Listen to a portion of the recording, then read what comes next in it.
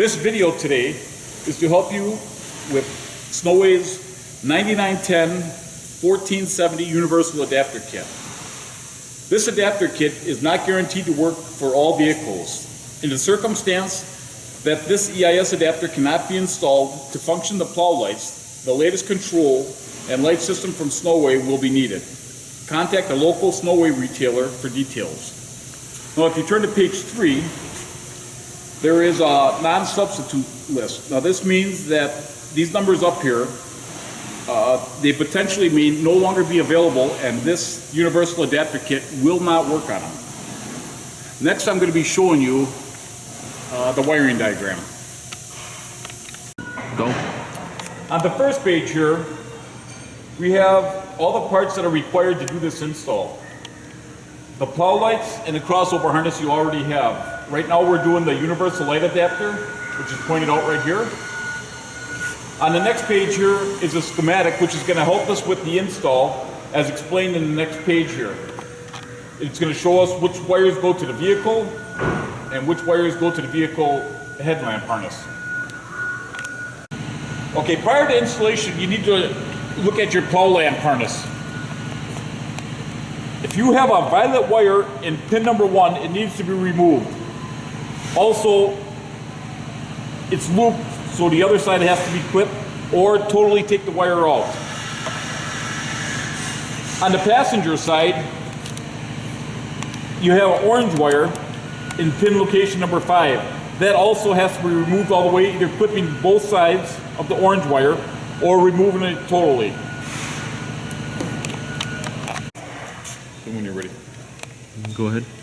The tools needed to do this install are going to be, we got the butt connectors here, we got Scotch locks, we have the adapter, we have a pliers, we have dielectric grease, we have a tool crimper and a wire stripper, and last is a test light to test the power source for the wires.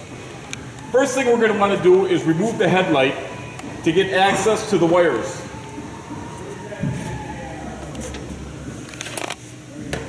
On this particular one, it's easy because it's just got the two handles on there that come out.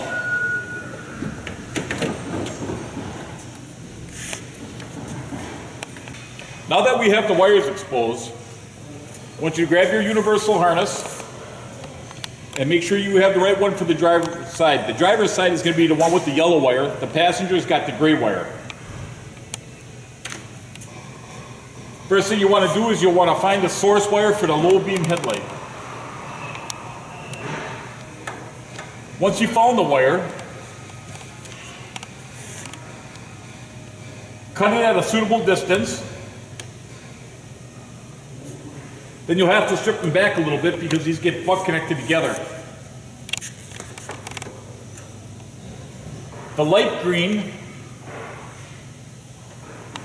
is going to go to the side going back to the headlight. The dark green is going to go to the vehicle harness. Now before you crimp these, you can refer back to your schematic and make sure that the light green is going to the headlight and that the dark green goes to the vehicle harness.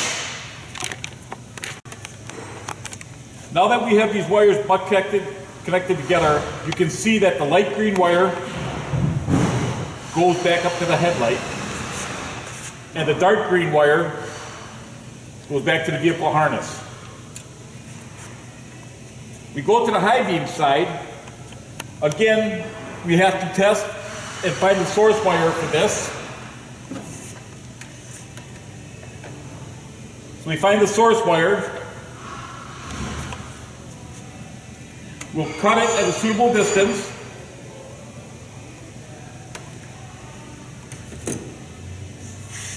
Then we're going to attach the light blue wire to the headlight.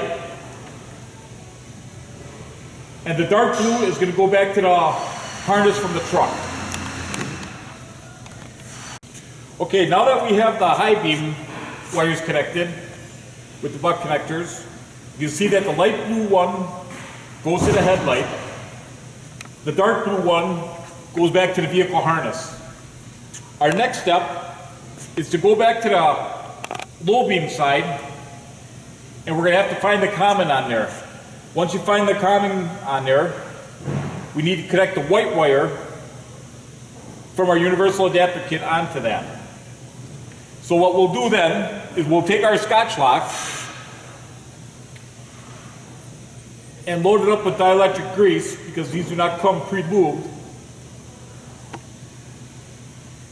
for protection from corrosion.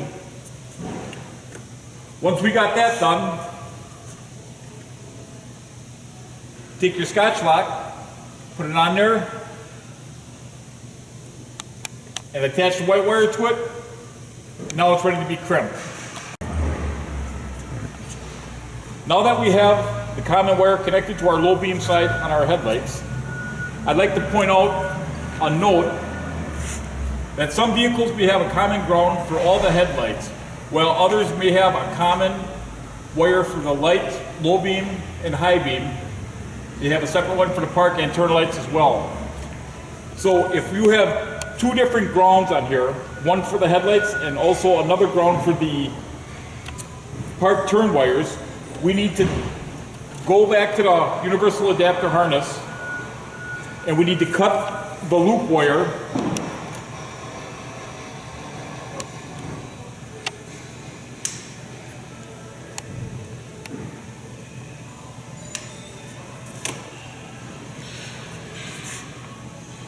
Now it's prepped for two different grounds. If you have just a single ground for the lights and the running lights, you'll want to keep that connected. Grab your turn signal. Okay, on this one we have 3 wires. So what you need to do is you need to probe and find your turn signal wire. In this case it's going to be the blue one. So what we'll do is we'll take our Scotch lock, put dielectric grease in there,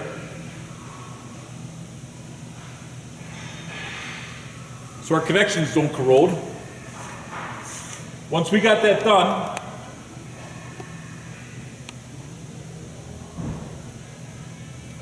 connect your turn signal wire, the power for the turn signal wire, with the yellow wire. Now there's a note in here that specifies that this may not be sufficient for all of them, and we won't know if it is or not until after step 5. It may require to be butt connected.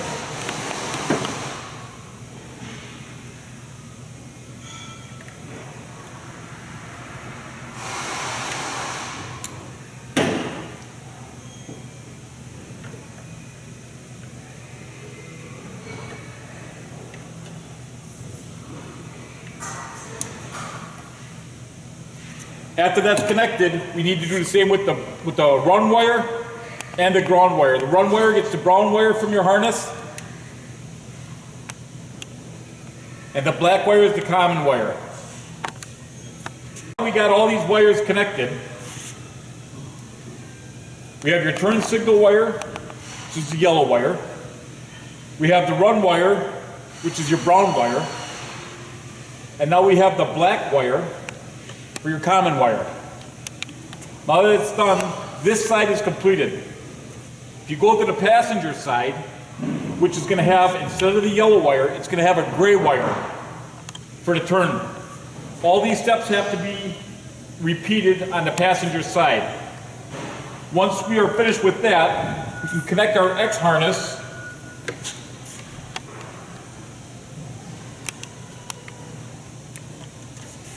The passenger side is already done just for the sake of saving some time. So I'll connect that side and we'll check for operation.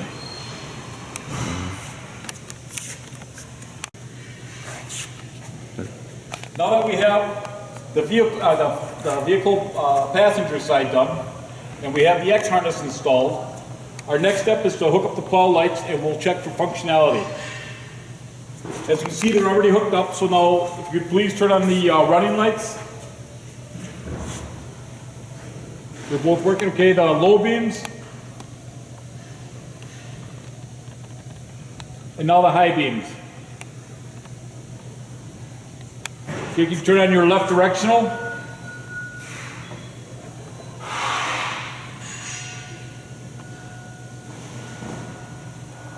Now it's important to let these go for at least 30 seconds. If the computer needs time to recognize if there's going to be an error code or if there's some type of issue, it'll throw a code in there. Okay, your right directional.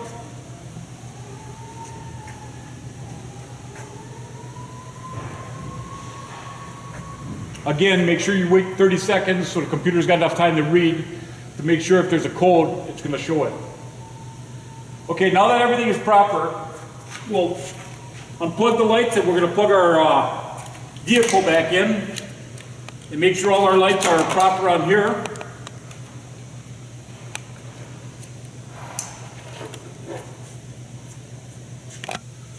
Okay, we have high beam, turn on the low beam.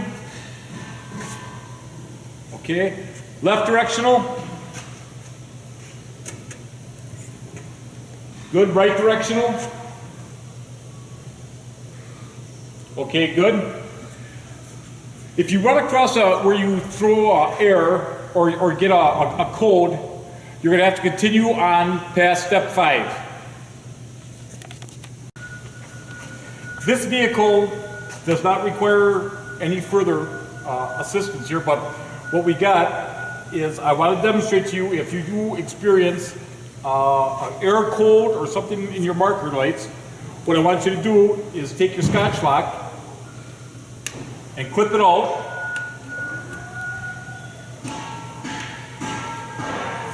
Once you do that, take your tan wire, connect it to the lamp side, and take your brown wire that you had cut off and attach that back to your vehicle harness. Same thing on the other side. The only difference is going to be on the passenger side, instead of having a tan wire, you're going to have a pink wire. The pink wire goes to the lamp, and the brown wire will go to your harness. The next thing, if you have an issue with your turn signal with a fast flash or something, cut the Scotch lock out again, and then take your yellow wire, connect it to the vehicle harness, and then take your orange wire, and that would go to your lamp. Now on the passenger side, instead of this yellow wire here, you're going to have a gray wire on that side. So the gray wire will go back to your vehicle harness, and you're going to have a violet wire that gets connected to your lamp. That should correct all your problems.